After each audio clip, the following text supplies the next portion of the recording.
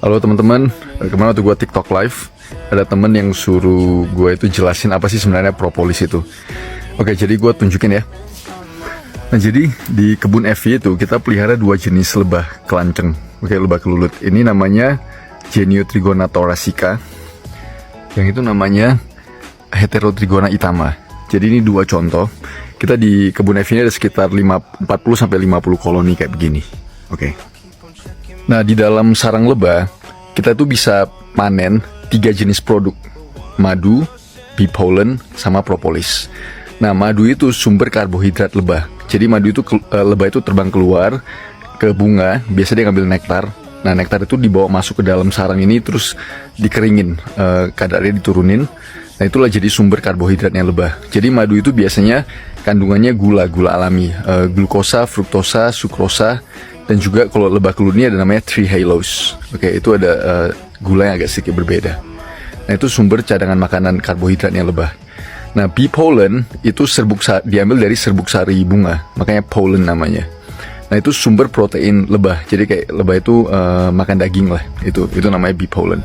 Nah, jadi kalau sumber asupan lebah protein itu rendah di dalam koloni, ratu itu jadi gak bertelur. Karena itulah sumber tenaga, sumber proteinnya ratu itu untuk produksi telur.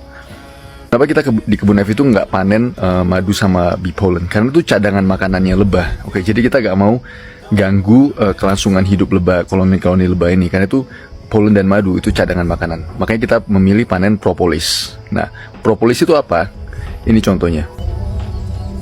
Nah, di video ini teman-teman bisa ngelihat itu lebah lagi ngambil getah tanaman. Ini salah satunya dari pohon pinus. Nah, propolis itu dibuat dari getah tanaman. Terus lebah itu ngumpulin propolis, dia taruh di kakinya, terus dibawa masuk ke dalam sarang. Nah, jadi apa sih sebenarnya propolis itu? Jadi propolis itu dikumpulin lebah untuk tutupin celah-celah udara.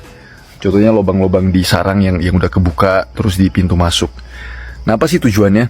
Nah, propolis itulah yang jaga lebah itu dari serangan hama. Dan juga propolis itu mempunyai efek antimikroba dan antiinflamasi dan immune booster. Nah, jadi kalau teman-teman ngikutin, ada satu profesor koleganya kita di IPRG, itu namanya Profesor Marla Spivak.